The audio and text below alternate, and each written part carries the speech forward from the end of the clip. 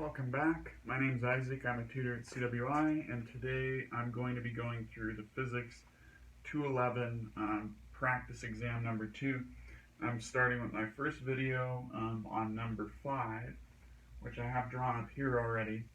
And so the key to a Pulley problem like this, well, first thing is good to look for, well, we have friction. So in other words, this surface is going to have friction.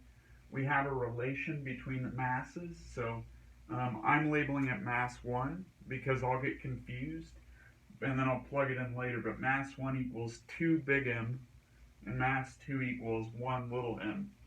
And so the assumptions with a problem like this is, because how are we going to connect the information or the free body diagram from this block to this block? And the key is tension, right? So our first assumption is that tension is constant. Well, I shouldn't say constant. Tension is the same magnitude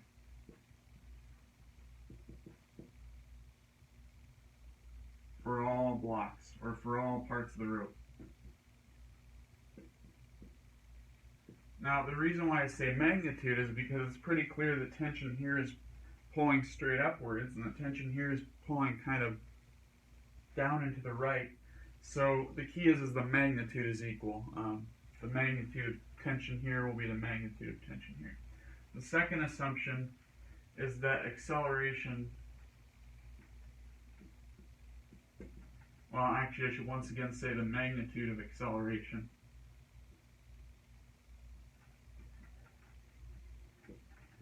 is the same for both blocks.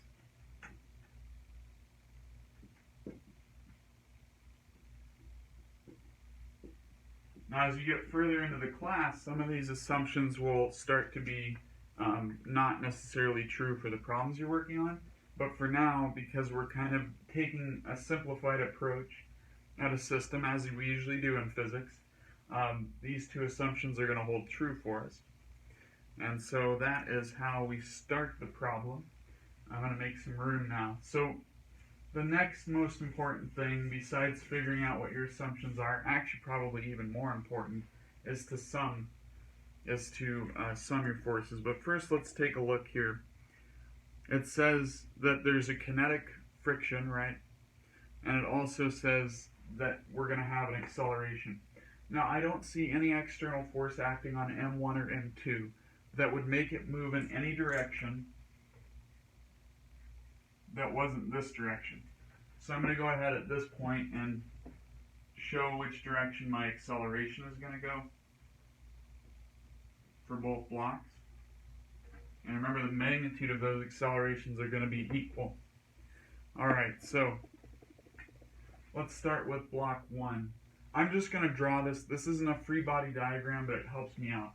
So we've been given this angle here, theta, and theta is equal to 30 degrees.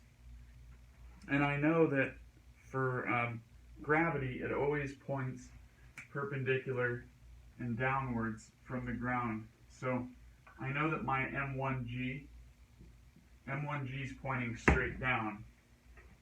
But what I want to do is use coordinates where the x-axis is parallel to my inclined plane and the y-axis is perpendicular.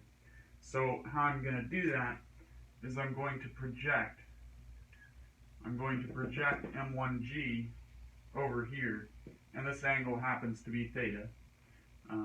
You can prove it to yourself. It's not too tricky. So this would be mg because it's adjacent, so M1G cosine theta. And this one, because it is opposite the angle, would be M1G sine theta. Alright, so now that we know that, we're going to draw this in our coordinate system. You'll notice that I picked M1's coordinate system to be y is perpendicular to the inclined plane, x is parallel. And then I changed what coordinates I was using for M2. Now, it is perfectly valid for M2 and M1 to have different coordinate systems, because remember, the thing that are connecting them is the tension's magnitude and the acceleration's magnitude. And so the rope is kind of transmitting those two things between the blocks, so we can use different axes for the different blocks. So now for M1, what kind of forces do we have? Well, pointing downwards in our reference frame, we have M1 G cosine theta. Pointing to the right, we have M1 G sine theta. Also pointing to the right, we have tension in the rope, right? It's a valid assumption to think that there's tension that's being transmitted from M1 to M2 that's creating this acceleration. And so we also have another force in the X that I'll just call T for tension. M1 is not going through the floor, therefore the forces in the Y direction must be equal and opposite, and so we know that there is a normal force. And then there's one last force, and that's the force due to friction that's opposing the force that's trying to move, or in this case is successfully moving the block. So here's our force due to friction. Alright, so here is our first free body diagram, and I'm going to go ahead and sum the forces in the X direction, or I'm sorry, in the Y direction first. The reason why I do that is because of this formula. Force due to friction is equal to our kinetic friction coefficient times the normal force. So I need to solve for my normal force before I can solve for force of friction.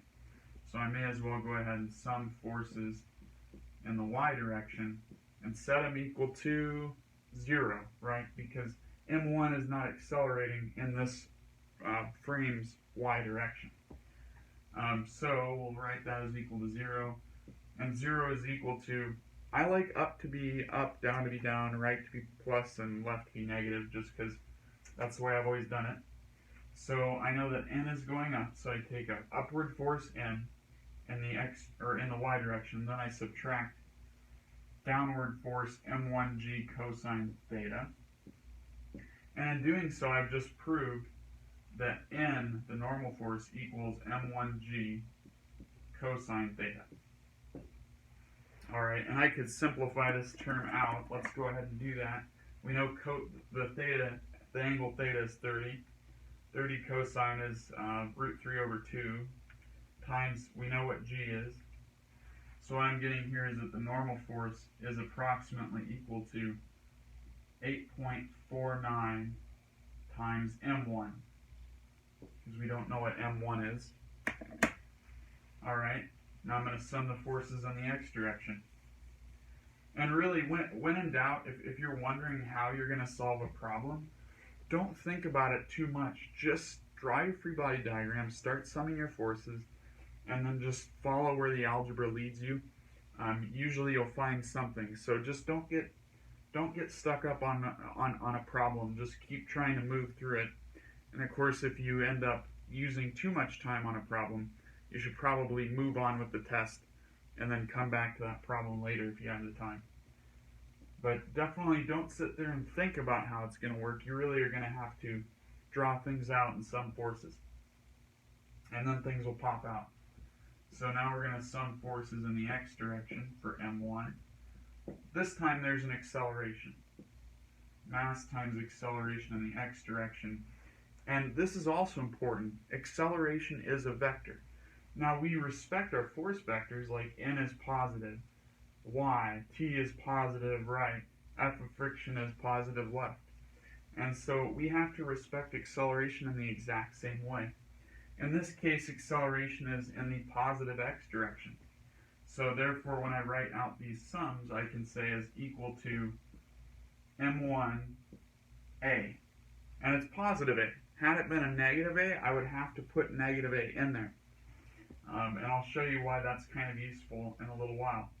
So sum of forces in the X here, we've got 2 to the right, tension, plus M1G sine theta, minus force due to friction, equals, and that's all of our forces, equals M1 times A. Alright, well we know our normal force is 8.49 M1 And our mu sub k is 0.29, so let's take the normal times the mu sub k. 8.49 times 0.29 is equal to, so our force due to friction is approximately 2.46 times mass 1. Alright, now let's simplify some of the other terms in here. We know g and sine 30. So g is 9.8, sine 30 is 0.5 times 9.8. And what we end up with is tension, which we don't know, plus 4.9 m1 minus 2.46 m1 equals m1a. Alright, so now we can combine m1's, 4.9 minus 2.46, and this simplifies us down to tension plus 2.44 m1 equals m1a. And you'll notice we have several unknowns, most particularly acceleration and tension, but those will translate to the next free body diagram, and then we will be able to solve for the problem. So we summed our forces and drew our free bodies for block 1. We're not going to get enough information from that, so we're going to have to move on to block 2. So M2 is a much simpler free body diagram. We just have M2G going downwards in our reference frame here, and then we have a normal force going upwards. But in this case, that normal force is equivalent to tension. So we're just going to call it tension. Alright, and we know that there is an acceleration going downwards, so when we sum our forces in the y direction and set it equal to mass times acceleration in the y direction, we know that our sum of forces are going to be, there's tension going up minus m1 or m2g going down, right? M2g going down equals m2, and now we have to respect the fact that acceleration is a vector. Because we respected that forces were vectors, we let them be positive or negative, depending on how they matched up with our coordinates. And so now we have to be consistent and say acceleration is going downwards in our coordinate system. Alright, so now this writes out to be, I'm going to solve for tension. Tension equals m2g minus m2a. Okay, so now I'm going to just plug in some values. Tension equals 9.8 m2 minus m2a. And now we have two equations, two unknowns. And you might think that the masses are unknowns, but those are going to cancel because remember, they're related to each other. Alright, so now what we're going to do is utilize these two equations using algebra. And I solve for t, so I'm going to plug in t here. I end up with 9.8 m2 minus m2a plus 2.44 m1 equals m1a. And now here's where things come back full circle. I'm now going to plug in, for m1, I'm going to plug in 2m. So that's going to give me 4.88 for this case, big M, equals m1 is just big M times acceleration. And then m2 is just m, right? So that's just big MA. And then 9.8 m2, well, m2 is 2. M2 is 2. Yeah, it's 2. M2 is 2 big M. 9.8 times 2 is going to be 19.6 M big M. I'm sorry, 19.6 big M. All I'm doing is substituting these back in.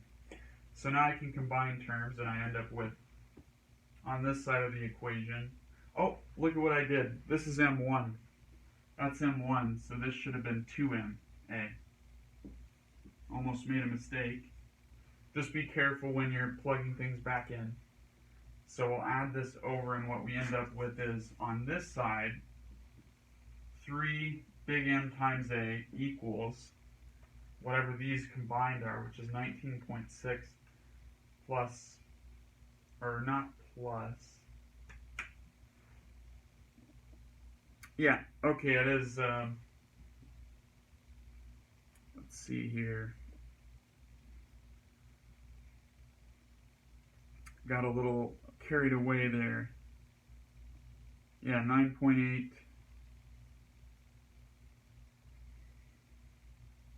Oh, look at what I did. I did it again. I'm screwing up left and right. So M2 is only one M, right? It's only one big M.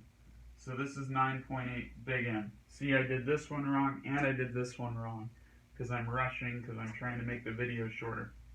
Alright, so we still end up with 3 big MA on one side equals to 9.8 plus 4.88. That's 14.68 big M. The M's cancel, then we divide by 3, and we end up with the magnitude of A is approximately 4.89 meters per second squared. Alright, I'm lucky I made it through that one with all the mistakes I was doing.